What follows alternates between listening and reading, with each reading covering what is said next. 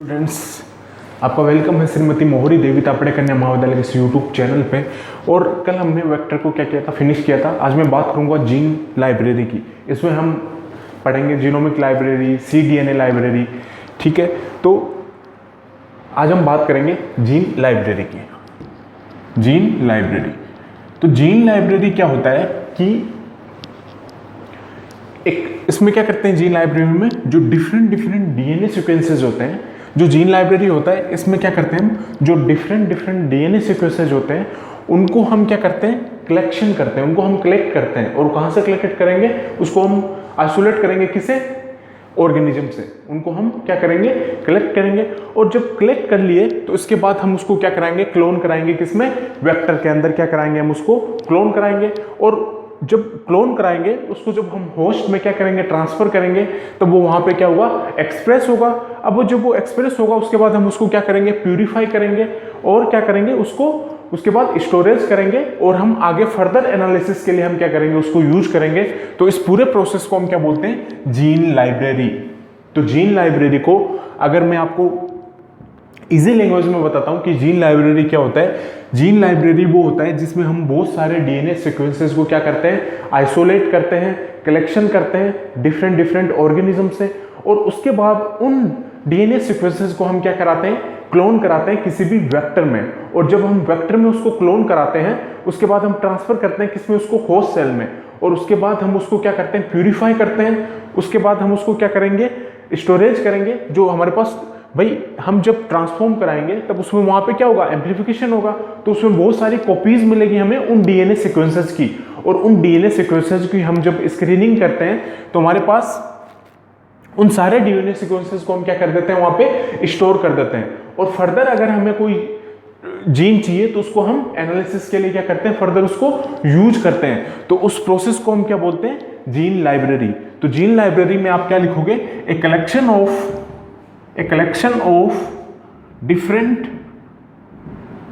DNA sequences, a collection of different DNA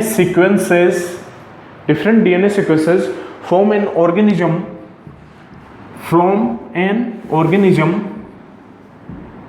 हम different DNA sequence को collect करते हैं, कहां से, फ्रॉम एन ऑर्गेनिज्म से, each of which has been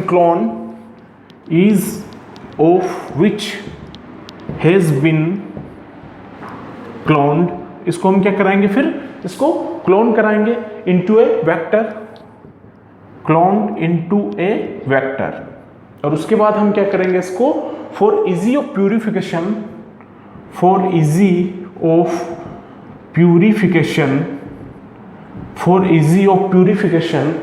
storage and analysis.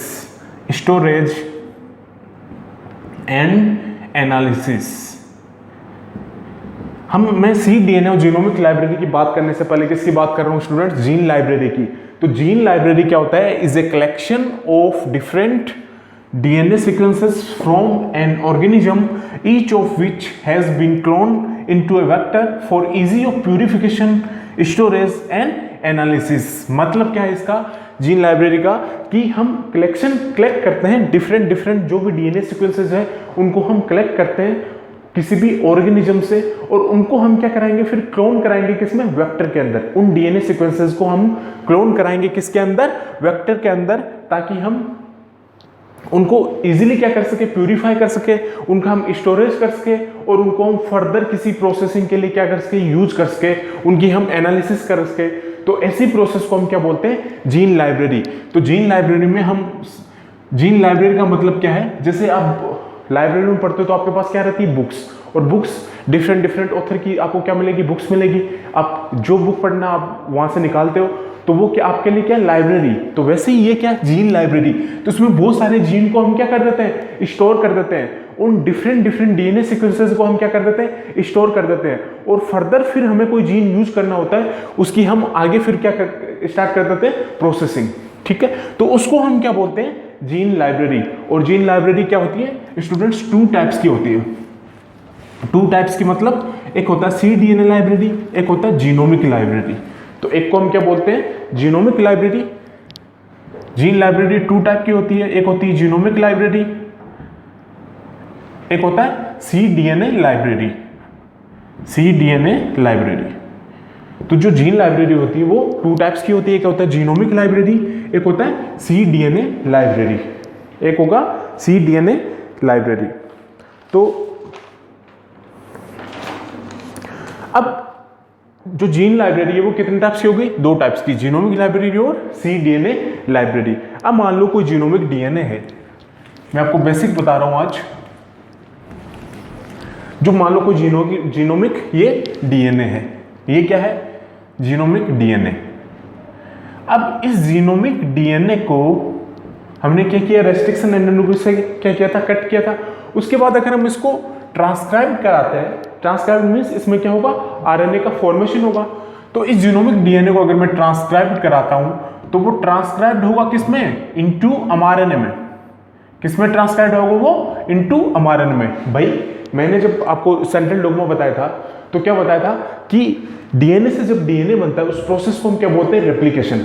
Recall करिए स्टूडेंट्स कि जब डीएनए को हम डीएनए से जब डीएनए बनता है तो उसको हम क्या बोलते हैं? रेप्लिकेशन। और जब डीएनए से आरएनए की फॉर्मेशन होती है स्टूडेंट्स तो उसको हम क्या बोलते हैं? ट्रांसक्रिप्शन। और आरएनए से जब प्रोटीन बनता है तो उसको हम क्या बोलते हैं? प्रोटीन सिंथेसिस या फिर ट्रांसलेशन। तो मान लो कोई जीनोमिक डीएनए, इसका क्या हुआ? ट्रांसक्रिप्शन हुआ, वो ट्रांसक्राइब्ड हुआ, तो वो किस में बनेगा? ट्रांसक्रिप्शन होगा तो डीएनए क्या बनाएगा? एमआरएनए। किसकी फॉर्मेशन करेगा? एमआरएनए की। अब मान लो इसने क्या किया? एमआरएनए की क्या कर ली? ये एमआरएनए की क्या कर दी? इसने फॉर्मेशन कर दी। अब एमआरएनए की अगर फॉर्मेशन कर दी तो हमें क्या बनाना है? मैं सबसे पहले जीन लाइब्रेरी में बात करूंगा cDNA लाइब्रेरी की। स्टूडेंट्स मैं बात करूंगा किसकी? cDNA लाइब्रेरी की। तो मैं आपको एक बेसिक प्रोसीजर बता रहा हूं कि cDNA लाइब्रेरी हम कैसे करते हैं। तो जीनोमिक डीएनए है ये, मान लो इसको। अब ये जीनोमिक डीएनए जब इसका ट्रांसक्रिप्शन होता है डीएनए का तो वो किस में कन्वर्ट होगा? आरएनए में। और आरएनए भी क्या बनाएगा वो? MRNA means messenger RNA. तो ये मान लो जीनोमिक डीएनए का ट्रांसक्रिप्शन हुआ, ये क्या बन गया? डिफरेंट क्या बन गए? एमआरएनए बन गए। अब इन एमआरएनए, ये एमआरएनए बन गए तो हमें cDNA मैंने क्या बताया था आपको? सेंट्रल डोग्मा को आप याद करिए। तो डीएनए से डीएनए बना तो रेप्लिकेशन था, डीएनए से आरएनए बना तो क्या था? ट्रांसक्रिप्शन था, आरएनए से प्रोटीन बना तो क्या था? प्रोटीन सिंथेसिस या फिर उसको हम क्या बोलते हैं? ट्रांसलेशन बोलते हैं। लेकिन जब हम आरएनए से वापस डीएनए बना रहे थे, एमआरएनए से जब हम डीएनए बना रहे थे, उस प्रोसेस को मैंने आपको क्या बताया था? उस प्रोसेस को हम क्या बोलते हैं? Reverse transcription. उस प्रोसेस को हम क्या बोलते हैं? Reverse transcription. उस प्रोसेस को हम क्या बोल रहे थे? याद करो उस प्रोसेस को। उस प्रोसेस को हम क्या बोलते थे? Reverse transcription. और रिवर्स ट्रांसक्रिप्शन कौन सा एंजाइम करा रहा था? Reverse transcriptase. तो रिवर्स ट्रांसक्रिप्शन में मैंने आपको क्या बताया था कि एमआरएनए से किसका फॉर्मेशन होता है? cDNA का। एमआरएनए से किसका फॉर्मेशन होगा? cDNA का। तो ये एमआरएनए है। अब ये एमआरएनए क्या बनाएगा? cDNA। ये एमआरएनए क्या बनाएगा? यहाँ पे cDNA, सिंथेटिक डीएनए। तो उसको हम क्या बोलेंगे? एमआरएनए क्या बनाएगा यहाँ पे? cDNA। और इस प्रोसेस को हम क्या बोलेंगे? Reverse transcription. इस प्रोसेस को मैं क्या बोलूंगा? Reverse transcription. और यहाँ पे जो एंजाइम काम करता है उसको मैं क्या बोलूंगा? Reverse transcriptase. तो ध्यान रखना स्टूडेंट्स कि भाई जीनोमिक डीएनए है, कोई भी डीएनए है, तो डीएनए जब भी ट्रांसक्रिप्शन में जाएगा तो वो क्या बनाएगा?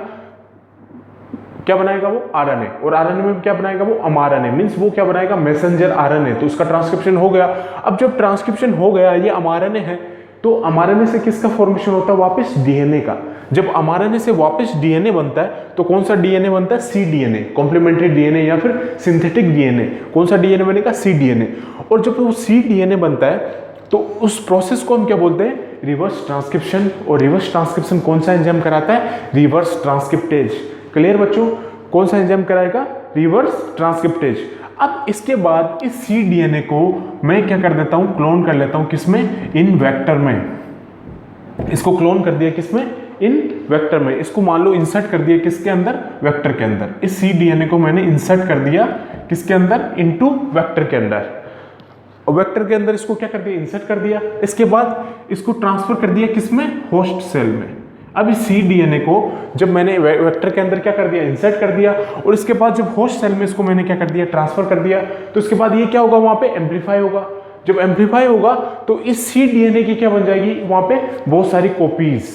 इस सी डीएनए की क्या बन जाएगी वहां पे बहुत सारी कॉपीज। तो हमारे पास क्या हो गया, बहुत सारे सी डीएनए हो गए और उन सी डीएनए को मैंने क्या कर दिया वहां पे स्टोर कर दिया।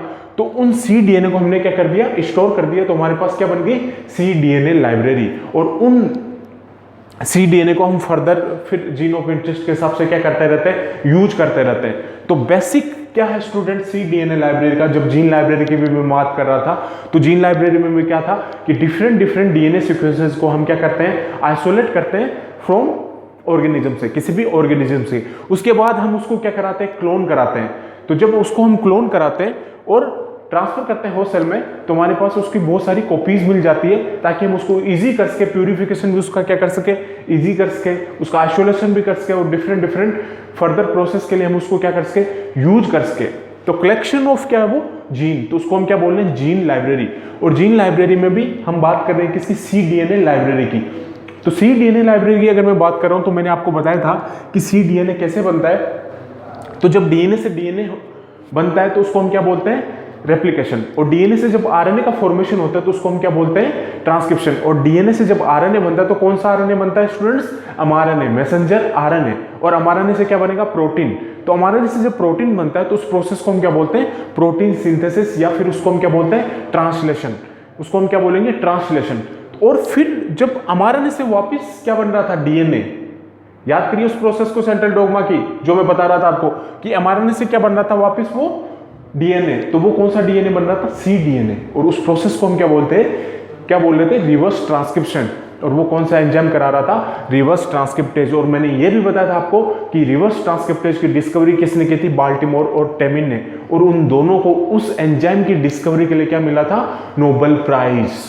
उन दोनों को उनकी डिस्कवरी के लिए क्या मिला था, नोबेल प्राइज। तो ये मान लो जीनोम, मैं आपको बेसिक बता रहा हूं सी डीएनए लाइब्रेरी का। तो ये मान लो कोई जीनोमिक डीएनए है। अब ये डीएनए ट्रांसक्रिप्शन में तो जाएगा, डीएनए ट्रांसक्रिप्शन में जाएगा और क्या बनाएगा, आरएनए का क्या करेगा, फॉर्मेशन करेगा। अब आरएनए में भी क्या बनाएगा, मैसेंजर आरएनए बनाएगा। क्या बनाएगा, ये मैसेंजर आरएनए बनाएगा। अब ये जब मैसेंजर आरएनए यहां बन गया तो यहां पे एमआरएनए से क्या बनेगा, ये एमआरएनए है, एमआरएनए से क्या बनेगा, सी डीएनए। एमआरएनए से क्या बन रहा है, सी डीएनए, कॉम्प्लीमेंट्री डीएनए या सिंथेटिक डीएनए। तो एमआरएनए से सी डीएनए बनने की प्रोसेस को हम क्या बोलते हैं, रिवर्स ट्रांसक्रिप्शन। तो एमआरएनए से सी डीएनए बनने की प्रोसेस को मैं क्या बोल रहा हूं, रिवर्स ट्रांसक्रिप्शन। और ये कौन सा एंजाइम कराता है, रिवर्स ट्रांसक्रिप्टेज। ये कौन सा एंजाइम कराता है, रिवर्स ट्रांसक्रिप्टेज। और अब ये सी डीएनए बन गया तो ये सी डीएनए को हम इंसर्ट कर देते हैं किसके अंदर, वेक्टर के अंदर। इस सी डीएनए को मैंने क्या कर दिया, वेक्टर के अंदर क्या कर दिया, इंसर्ट कर दिया। क्योंकि इस सी डीएनए के हमें बहुत सारी कॉपीज बनाने हैं, आगे फिर फर्दर हमें क्या करना है, इसको स्टोर करना है। तो इस सी डीएनए को मैंने इंसर्ट करा दिया किसके अंदर, वेक्टर के अंदर। अब जब वेक्टर के अंदर इंसर्ट करा दिया तो इसको हम क्या करेंगे, होस्ट सेल में क्या कर देंगे, इसको ट्रांसफर कर देंगे। उस प्रोसेस को मैं क्या बोल रहा था, याद करो स्टेप्स ऑफ जीन क्लोनिंग की। जब हम क्लोनिंग वेक्टर को ट्रांसफर कर रहे थे किसमें, होस्ट सेल में, तो उस प्रोसेस को मैं क्या बोल रहा था, ट्रांसफॉर्मेशन। और अगर मैं एनिमल की बात करता हूं तो जो जीन हम ट्रांसफर करते हैं उस प्रोसेस को हम क्या बोलते हैं, ट्रांसफेक्शन। उसको क्या बोलते हैं हम, ट्रांसफेक्शन। और अगर हम प्रीक्यूर्स या बैक्टीरिया में जीन को ट्रांसफर करते हैं, क्लोनिंग वेक्टर को हम इंसर्ट कराते हैं किसी भी होस्ट सेल में, प्रोकैरियोटिक होस्ट सेल में, तो उसको हम क्या बोलते हैं, ट्रांसफॉर्मेशन। अगर मैं एनिमल की बात करता हूं तो हम क्या बोलेंगे, ट्रांसफेक्शन। तो इस इंसर्ट करा दिया मैंने वेक्टर के अंदर इस सी डीएनए को। अब इसको होस्ट सेल में हमने क्या कर दिया, ट्रांसफर कर दिया। अब जब हमने होस्ट सेल में ट्रांसफर कर दिया तो वहां पे वो क्या होगा, एक्सप्रेस होगा, एम्पलीफाई होगा, इसकी बहुत सारी कॉपीज बनेगी।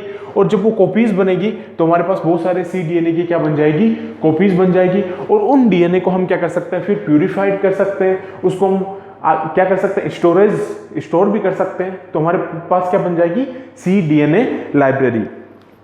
तो हमारे पास क्या बन जाएगी, सी डीएनए लाइब्रेरी। तो ये बेसिक स्टेप्स है स्टूडेंट सी डीएनए लाइब्रेरी का। ये क्या है, बेसिक स्टेप्स है सी डीएनए लाइब्रेरी का। होप सो आपको ये समझ में आया होगा कि सी डीएनए क्या होता है। क्या होता है सी डीएनए, कि एमआरएनए से किसका फॉर्मेशन होता है, डीएनए का।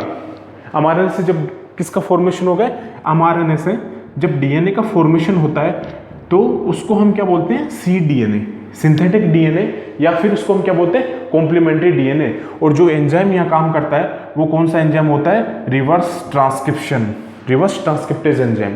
कौन सा एंजाइम होता है, रिवर्स ट्रांसक्रिप्टेज एंजाइम। और वो इस प्रोसेस को हम क्या बोलेंगे, रिवर्स ट्रांसक्रिप्शन। तो आपको बेसिक स्टेप समझ में आया होगा। तो अब आप मुझे डेफिनेशन बताओ कि व्हाट इज cDNA लाइब्रेरी। कोई बता सकता है स्टूडेंट्स आप में से?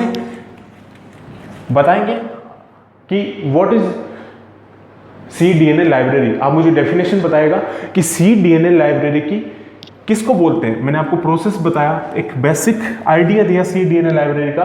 तो आप मुझे बताएंगे कि what is cDNA library. What is cDNA library, कि cDNA लाइब्रेरी क्या होता है? क्या होता है स्टूडेंट cDNA लाइब्रेरी? कोई बताएगा आप में से? गुड। cDNA लाइब्रेरी क्या होता है? cDNA लाइब्रेरी रिप्रेजेंट करता है किसको? पॉपुलेशन ऑफ mRNA के, मैसेंजर आरएनए की पॉपुलेशन को कौन प्रेजेंट करता है? cDNA library. ठीक है स्टूडेंट्स। और ये क्या रखता है? एक्सोन। और ये क्या, कौन सा पार्ट रखेगा? एक्सोन पार्ट रखेगा और प्रोटीन स्ट्रक्चरल जीन भी रखेगा। तो cDNA लाइब्रेरी की मैं डेफिनेशन आपको बता देता हूं कि cDNA लाइब्रेरी होता क्या है। दी cDNA लाइब्रेरी रिप्रेजेंट करेगा किसको? Represents the population of mRNA, means messenger RNA की पॉपुलेशन को क्या करता है? ये रिप्रेजेंट करता है। It only contain exon part. मैं बताऊंगा आपको कि एक्सोन पार्ट होता क्या है। It only contain exon of protein structural gene. तो ये डेफिनेशन आपको लिखनी है। कोई भी पूछे कि आपको व्हाट इज cDNA लाइब्रेरी, की cDNA लाइब्रेरी क्या होता है, तो cDNA लाइब्रेरी स्टूडेंट्स आपको कोई पूछेगा तो आप क्या बताओगे कि the cDNA library represents the population of mRNA, it only contain exon of protein structural gene. मतलब क्या है स्टूडेंट्स का, कि जो cDNA होता है, जो सिंथेटिक DNA होता है, जो कॉम्प्लीमेंट्री DNA होता है, ध्यान से समझना इसको, कि जो cDNA होता है, कॉम्प्लीमेंट्री DNA होता है या सिंथेटिक DNA होता है, वो cDNA लाइब्रेरी क्या होती है? वो रिप्रेजेंट करता है किसकी पॉपुलेशन को? mRNA की। भाई mRNA से क्या बन रहा है? cDNA बन रहा है। तो मैं बोल सकता हूं कि cDNA लाइब्रेरी रिप्रेजेंट करेगा किसकी पॉपुलेशन को? mRNA की पॉपुलेशन को। भाई mRNA से हम क्या बना रहे हैं? मैसेंजर आरएनए से क्या बना रहे हैं? cDNA बना रहे हैं। तो cDNA लाइब्रेरी का मतलब क्या हुआ कि वो रिप्रेजेंट करेगा किसकी पॉपुलेशन को? मैसेंजर आरएनए की पॉपुलेशन को क्या करेगा? वो रिप्रेजेंट करेगा। ठीक है। और वो क्या रखेगा? Only exon part. ये ध्यान रखना, वो क्या रखेगा? Only exon part. तो अब मैं आपको बता देता हूं कि एक्सोन क्या होता है, इंट्रोन क्या होता है। ये मैं आपको नेक्स्ट क्लास में बताऊंगा कि एक्सोन क्या होता है, इंट्रोन क्या होता है। जो एक्सोन होता है वो कोडिंग सीक्वेंस होती है, और इंट्रोन्स क्या होता है? वो नॉन कोडिंग सीक्वेंस होती है। तो वो नॉन कोडिंग सीक्वेंस हमारे काम की नहीं होती। तो और cDNA लाइब्रेरी क्या रखता है? It only contain exon part, means ये क्या रखेगा? सिर्फ एक्सोन पार्ट रखेगा ऑफ प्रोटीन स्ट्रक्चरल जीन्स। तो जीनोम में दो कंडीशन होती है, एक होता है एक्सोन, एक होता है इंट्रोन। तो एक्सोन होता है स्टूडेंट्स जो डीएनए सीक्वेंस जिसको हम बोलते हैं कोडिंग सीक्वेंस। एक्सोन का मतलब क्या? Coding sequence. एक्सोन को हम बोलेंगे कोडिंग सीक्वेंस, और इंट्रोन को हम बोलेंगे नॉन कोडिंग सीक्वेंस या इंटरमीनिंग सीक्वेंस। ठीक है। तो जो इंट्रोन है वो हमारे किसी काम का नहीं होता है, और हमारे काम का क्या होता है? सिर्फ एक्सोन। तो जो cDNA लाइब्रेरी ये कंटेन रखता है सिर्फ एक्सोन पार्ट को, जीनोम के किसको? एक्सोन पार्ट को। मींस कोडिंग सीक्वेंस को ये क्या करता है? ये उसको कोडिंग सीक्वेंस को ये क्या करता है? रखता है। तो cDNA लाइब्रेरी की डेफिनेशन क्या हो गई कि cDNA लाइब्रेरी रिप्रेजेंट करता है population of mRNA, represent the population of mRNA की पॉपुलेशन को, और उसके पास क्या रहता है? Axon parts. मींस इसके पास क्या रहेगा? Coding part. ठीक है स्टूडेंट, समझ में आया? अब आपको कोई भी पूछे कि cDNA लाइब्रेरी की डेफिनेशन क्या है, तो मैं उम्मीद करता हूं कि आप जरूर बता देंगे। अब mRNA से हमने क्या बनाया? cDNA बनाया। अब इसको एक, तो एक्सोन क्या हो गया? Coding part. इंट्रोन्स क्या हो गया? Non coding part. मींस वो क्या है? इंटरवेनिंग सीक्वेंस और नॉन कोडिंग जो इंट्रॉन्स होते हैं वो हमारे किसी काम के नहीं होते, जो एक्सॉन्स होते हैं वो ही हमारे क्या होते हैं, काम के होते हैं।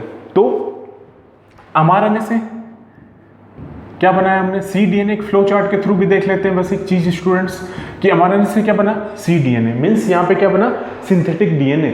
और इस प्रोसेस को मैं क्या बोलता हूँ, रिवर्स ट्रांसक्रिप्शन। इसको मैं क्या बोलता हूँ, रिवर्स ट्रांसक्रिप्शन। और ये एंजाइम जो यहाँ यूज होता है वो होता है रिवर्स ट्रांसक्रिप्टेज। कौन सा एंजाइम यूज होता है, रिवर्स ट्रांसक्रिप्टेज।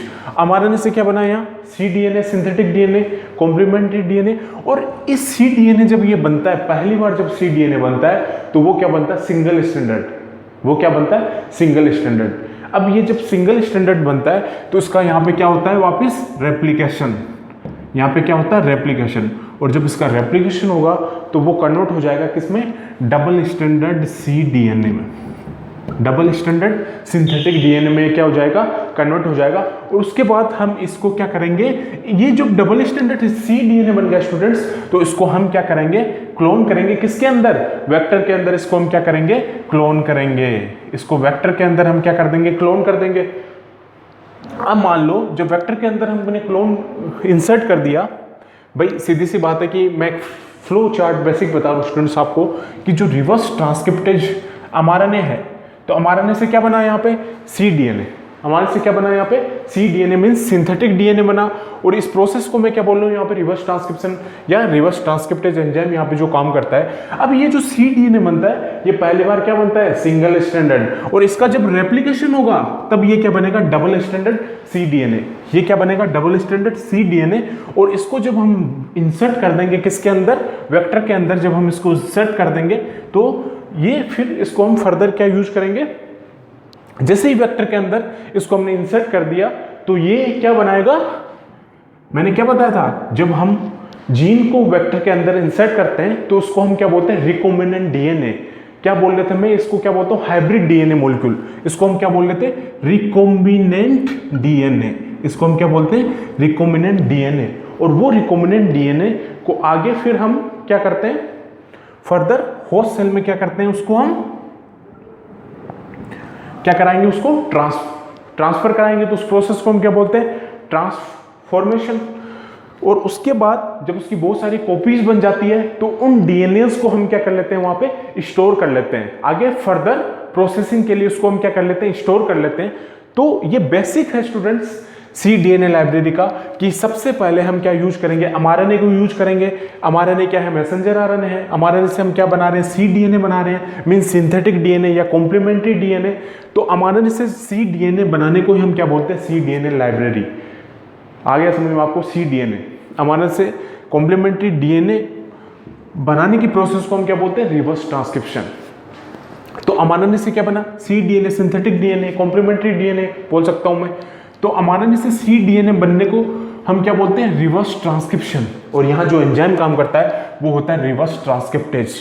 अब ये जो cDNA बना है ये पहली बार में डबल स्टैंडर्ड कभी नहीं बनता है, ये बना है सिंगल स्टैंडर्ड cDNA। और इसका फर्दर क्या होगा, रेप्लिकेशन होगा। जब फर्दर रेप्लिकेशन होगा तब वो बनेगा डबल स्टैंडर्ड कॉम्प्लीमेंट्री डीएनए। और जब वो डबल स्टैंडर्ड कॉम्प्लीमेंट्री डीएनए बन गया तो इसको हम इंसर्ट कराएंगे किसके अंदर, वेक्टर के अंदर। किसके अंदर इंसर्ट कराया इसको, वेक्टर के अंदर। और जब वेक्टर के अंदर इंसर्ट करा दिया तो ये क्या बन गया, रिकॉम्बिनेंट डीएनए। और जब वो रिकॉम्बिनेंट डीएनए बन गया तो इसको हम क्या करते हैं, होस्ट सेल में आगे क्या करते हैं, ट्रांसफर करते हैं। उस प्रोसेस को मैं क्या बोल रहा था, ट्रांसफॉर्मेशन। और जब होस्ट सेल में उसको ट्रांसफर करते हैं वो वहां जाके क्या होगा, एक्सप्रेस होगा, एम्पलीफाई होगा। वहां पे क्या बनाएगा, वो बहुत सारी कॉपीज बनाएगा। उसको हम फर्दर क्या करते हैं, फिर स्टोर कर लेते हैं। तो ऐसे हम cDNA लाइब्रेरी का क्या करते हैं, वहां पे फॉर्मेशन करते हैं। तो स्टूडेंट्स आपको बड़े इजी लेवल से मैंने बेसिक चीज बताई, आपको समझ में आया होगा। इसको हम कंटिन्यू करेंगे कल। Thank you.